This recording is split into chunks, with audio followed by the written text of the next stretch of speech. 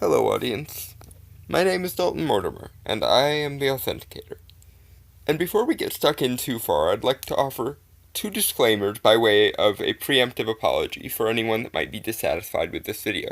Number one, I'd like to apologize for the lateness of this video, considering it was supposed to be out sometime last week, but I was down with a bit of a stomach bug, and it rather messed with both my work ethic and my mental faculties.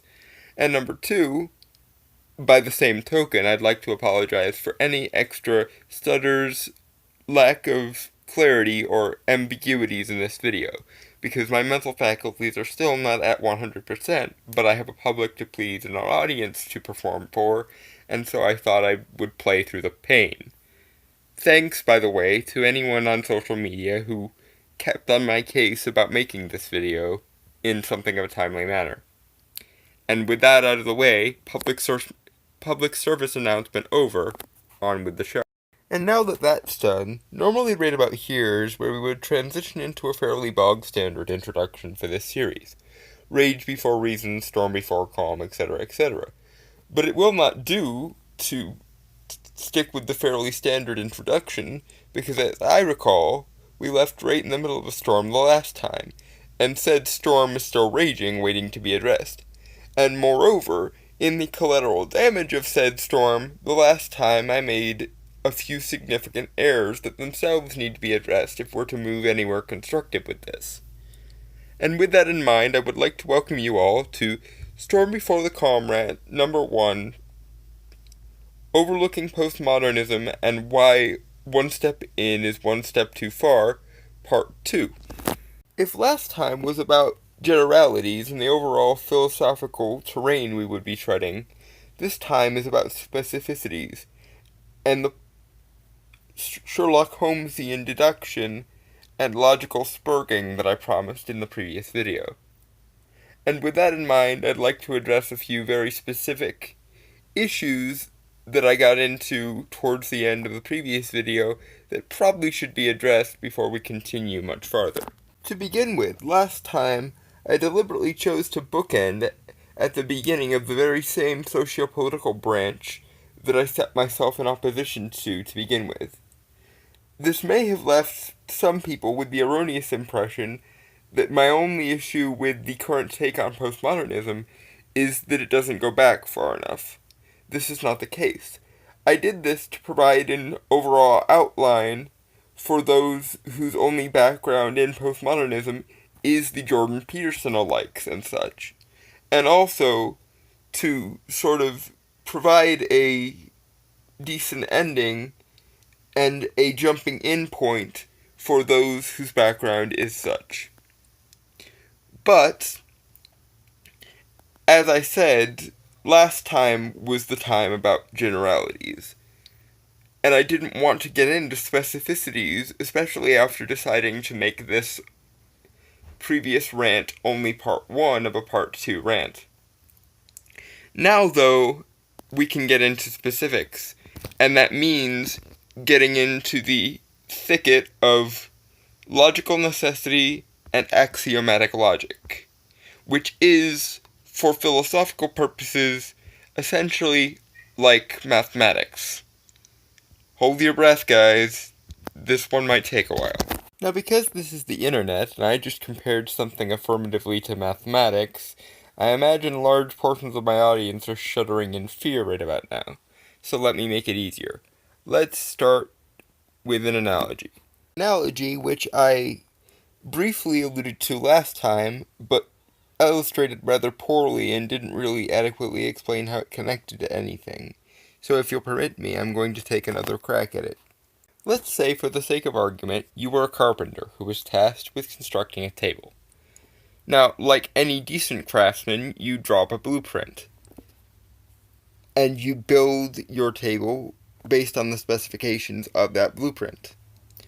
Let's further say that your table continuously, no matter what materials you make it out of, or what aesthetic changes you make to it, continuously falls. And let's say you then call a mathematician to make sure that your math was correct. And your mathematician suggests to you that the math was fundamentally broken from the start. You could pig-headedly insist that it doesn't matter if your math was wrong and continually make the table, but all you're going to end up with is ruins of what should be tables but aren't because they're not stable enough to withstand any external weight.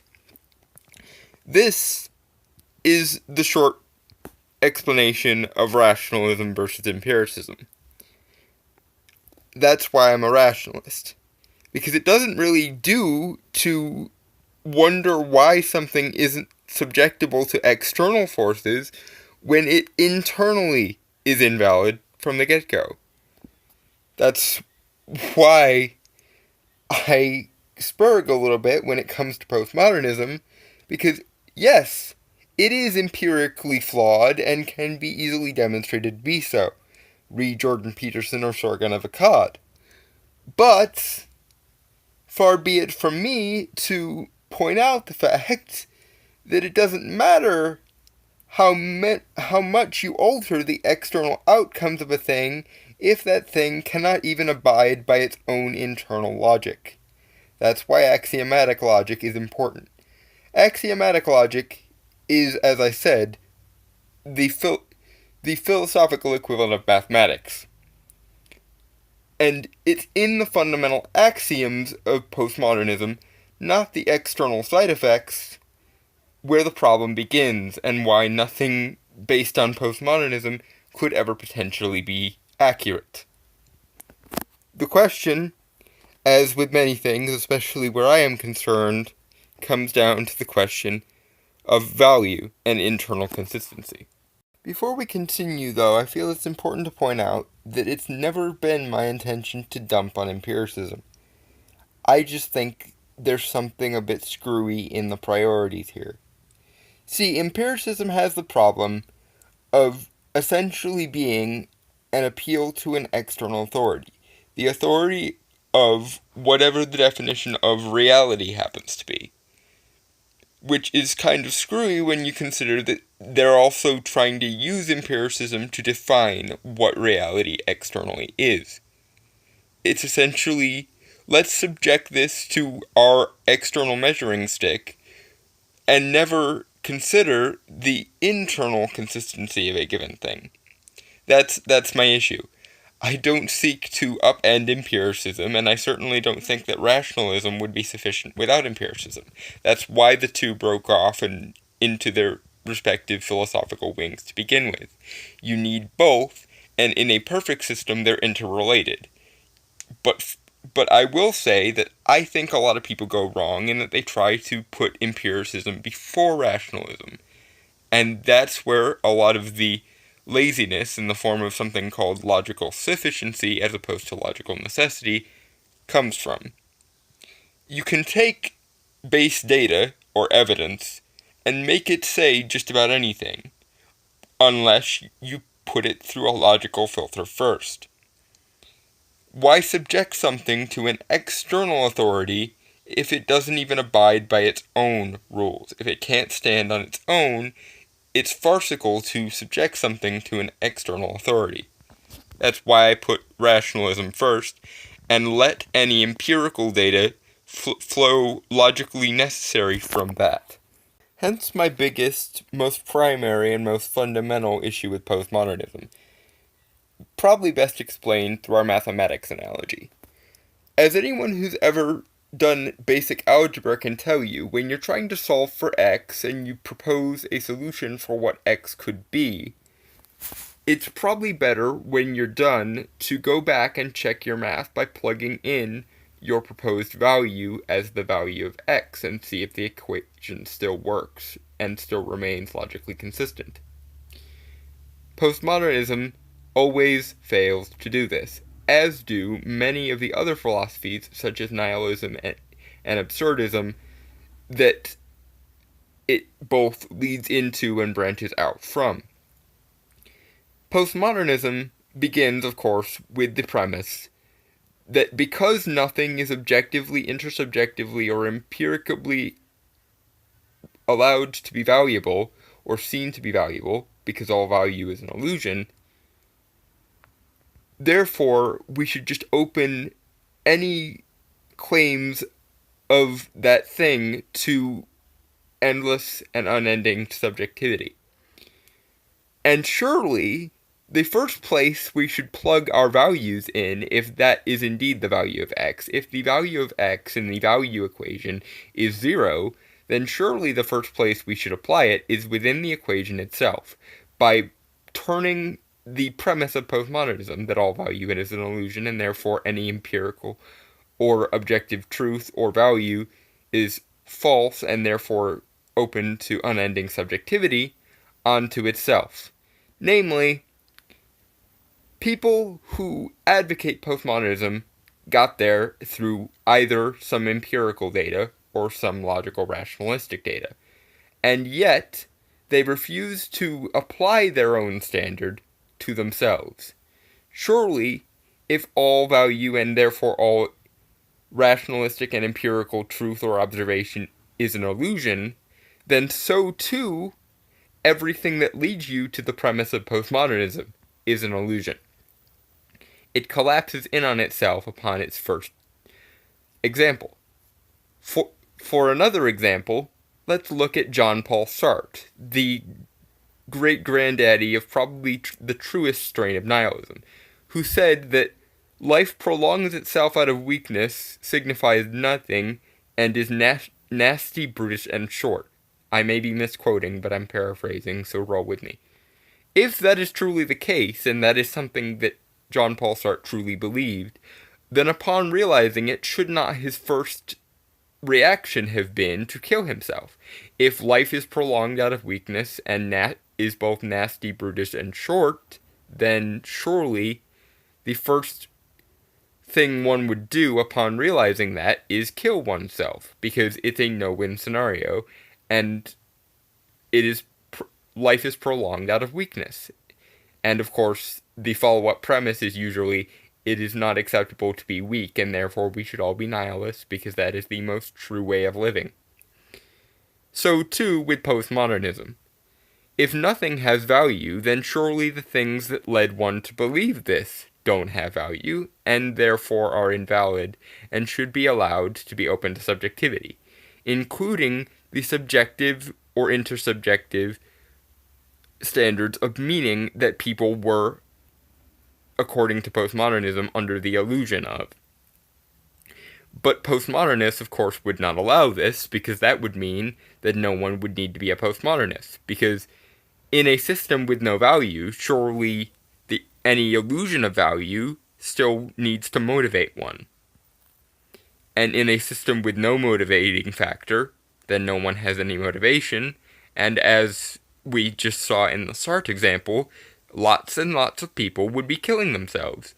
Because as I mentioned previously, with all of this being largely based on David Hume's pleasure and pain example, where all pleasure is an illusion, but all pain is still fundamental, because of course our bodies react to pain regardless of whether we acknowledge that pain is valid or not, you essentially lock yourself into a situation where all pleasure is an illusion and therefore cannot be enjoyed effectively, but all pain is still fundamental and necessary for one's survival. So, in a world where pain is the only true value and all pleasure is false, surely no one would be faulting you for killing yourself. And in a system where nothing has value, surely anything you subscribe value to by way of subjectivity would be seen as equally as valid as anything else. And in this situation, postmodernism, even if it were true, would not need to be followed, because it's not rational. It doesn't abide by its own rules, though, and that's why it can claim the need to have power. It is essentially a world in which taking the red pill, acknowledging the highest truth, leads one ultimately to not acknowledge any truth whatsoever. And therein lies the problem. it doesn't apply to itself. And if at any point it did, it would collapse in a fractal cascade failure of wrong so quickly that it would be rendered ultimately moot. Because in a world where all truth and substantive value is an illusion, who is to determine which illusions are preferable? And therefore, it being true has no bearing on anything. People would just continue in whatever their illusions happens to be, perhaps made all the worse by knowledge that it's an illusion. And therefore, the only good thing postmodernism is good for is essentially making everyone paranoid and nihilistic. And this is true, by the way, for all variations on this philosophy, whether it be nihilism, as we've already established by the Sartre example, or absurdism. If everything is absurd, then what good does the knowledge of absurdity prove? And also any truth that you ultimately rendered in order to arrive at the conclusion that everything is absurd is itself absurd and therefore useless, as we've already established by the logic of its own premises. And so you can see why I'm not particularly concerned with the empirical flaws in postmodernism. They are only a naturalistic outcome of the inherent flaws with it, based on the fact that it doesn't abide by its own rules. To hell with measuring it against an external authority if it doesn't apply to its own internal consistency. Postmodernism is nothing more than the marketable precursor to absurdism and nihilism, and ultimately a sea of what I call weaponizing of subjectivity. Because, of course, for the same reasons as we've already previously established, the value question is hard. And if we can't find the answer with the tools that we currently have, maybe the reason is there is no answer. And so any hope of getting an objective or at least intersubjective answer is abandoned in the premise that there is no answer. And then you get the social construct theory of society in regards to Rousseau, who I mentioned last time but didn't really explicate who he was or what he did. Essentially, he was a liberal humanist philosopher in the 1700s who said that society was nothing more than an illusory social construct constructed for the benefit of society.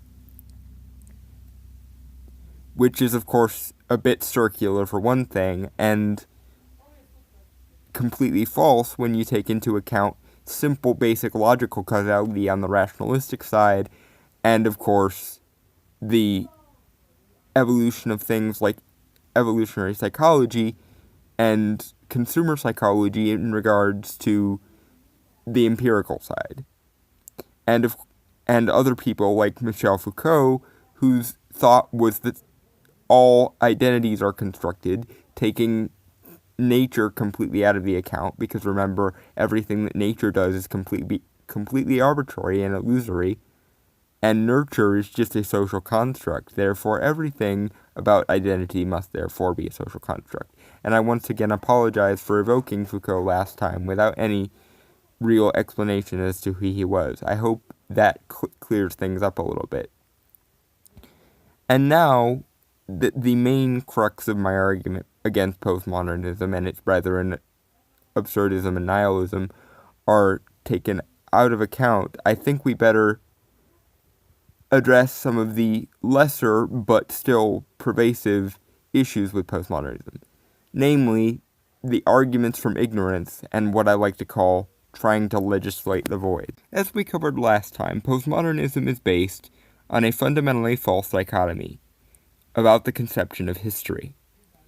And moreover, postmodernism is itself a utopian delusion created by what is essentially a void, i.e., Hegel saying, I don't know what happens after my inherently false conception of history is done, therefore I'm going to speculate that it's a utopia.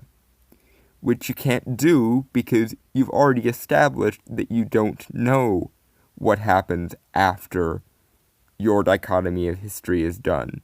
You've framed all history as this dichotomy, and therefore you cannot see anything beyond the dichotomy.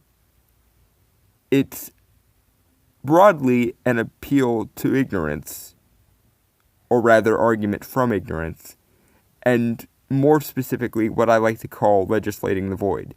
I've established that the variable in question is a question, or at least set to 0, until such time as I've established anything else. And so I'm going to attempt to fill that void with my own musings. This is the problem fundamentally of postmodernism.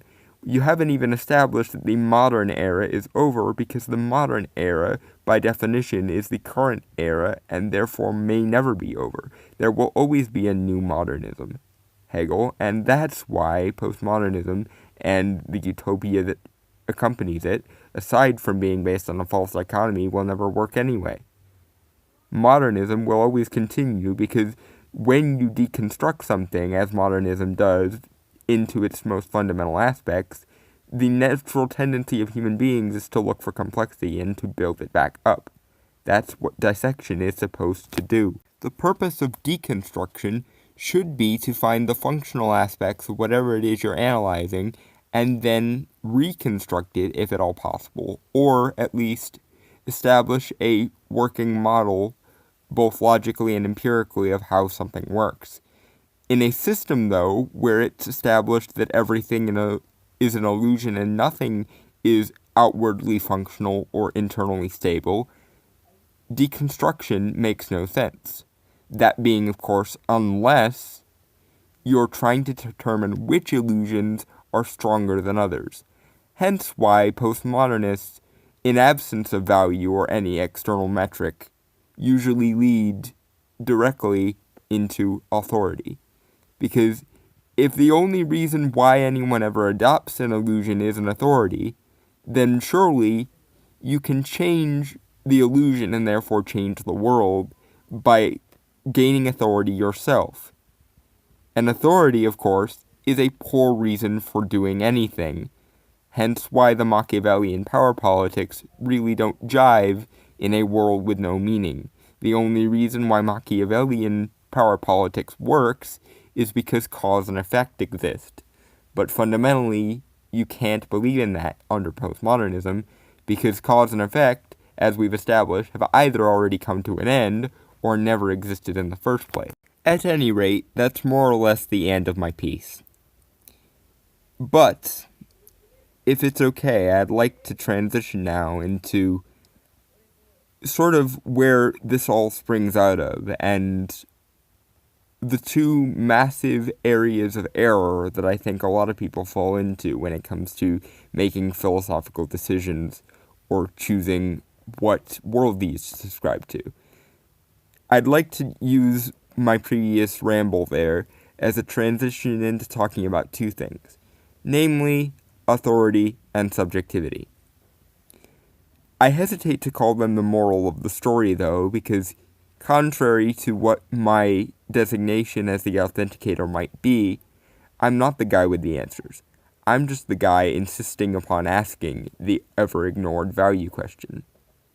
Because when that's the only variable that we haven't accounted for, and everyone else's math appears to go so wrong so quickly, and that's the only premise that we can't acknowledge, the nothing has value variable, it becomes sort of incumbent upon me, the atypically thinking idiot in the room, to go, hey guys, what if that variable you've all set to 0 already isn't 0? What if that's where your logic is going wrong? Maybe you've gotten something very important and specific screwy here, and so maybe we should address it. Regarding authority, once upon a time, this was a necessary branch of argumentation. That's why it was called ethos by the Greek masters, who essentially canonized all of this logical terminology. Especially given the fact that most people back then were not educated, period, if at all. And to begin with, it's nothing but logical shorthand, and never has been. but it's sloppy and lazy, and that's why appeal to authority was also seen as a logical fallacy. My contention, though, is that any appeal to an external authority by virtue of being shorthand is itself a fallacy. Any authority is a shortcut, and one we simply don't need in this day and age. We have Western education now, and even Eastern education isn't that bad. And more importantly, we have access to the democratization of information the internet provides now. So no one really needs authority as an argumentative force anymore, except for authoritarians whose only source of logic is, this is what my authority says, this is my authority. So can we please just drop arguments of authority altogether? It was lazy shorthand that was necessary at one point, and now it's no longer necessary. Let's strip it down to logos and pathos. Pathos, of course, still being valid because of things like evolutionary psychology and human anatomy. And let's move on entirely from authority as a valid form of concept, and let's just acknowledge that every appeal to an authority is nothing but an appeal to authority fallacy. Any authority that is valid comes either from logic or pathos. So let's just acknowledge those and do away with authority as a concept altogether, at least where it comes into philosophical discussion. And now, towards the end here, a brief aside regarding my feelings on subjectivity. I've bashed a lot of philosophies today by essentially saying that they reduce everything down to irreducible subjectivity and or weaponizing it. But at bottom, I don't consider subjectivity an evil or even something to be avoided. I consider it very much like a mathematician considers the number 0. It's a placeholder, a necessary placeholder and a very good one. One that opens up the possibility of complexity and abstraction in ways that probably wouldn't be available if we didn't have it. That's why the invention of the number 0 is widely considered to be a very important thing in mathematical circles. And likewise, the invention of the concept of subjectivity is probably a pretty important threshold in the philosophical workings. However, like 0, if you set everything equal to it, your math is going to get screwed up. So too with your philosophy. And I personally don't like the notion that everything essentially sets equal to 0. I would prefer we seek substantive answers to the value question, because if the entire universe is essentially equal to 0, that opens up a Pandora's box I don't think any of us are ready for. If the nihilists, absurdists, and postmodernists are right, then we're all just essentially playing an elaborate game. An elaborate game with no winners, no losers, and no prizes, because nothing in it matters. If even the least virtual parts of our reality are nothing but flights of fancy, exactly what does that mean for us? That's why I'm hesitant to let subjectivity run rampant. It's a placeholder. But doesn't the existence of a placeholder beg the question of more substantive answers? Couldn't everything be equal to a 1, or a 2, or a 10? I think so. And I'm not claiming to have the answers. I've never claimed to have the answers, or even necessarily one with the tools to find the answers. But I will, till my dying day, advocate asking the question. Because we appear to have found ourselves in a world where even asking the value question would get you called things like naive and fanciful. And yet, institutional applications of nihilism and postmodernism will get accolades and Nobel Prizes. In my ideal world, it is these concepts that would be laughed off the fucking stage. And until we find ourselves in such a world, I will continue just being the guy to ask the simple value question. Because the simplest questions, if overlooked, can often lead to the most grievous errors. And if I'm the only one in the world who asked that question, fine. But it's rather sad that the entire fate of the value question is left at the feet of an evil idiot. I think, though, that I'm going to end things there, and I'm going to say my goodbyes. I hope that I didn't ramble too much. I feel as though I ran through a few too many things without adequately explaining them, and I left things a little bit too open. Maybe there's room for a postmodernism video part 3.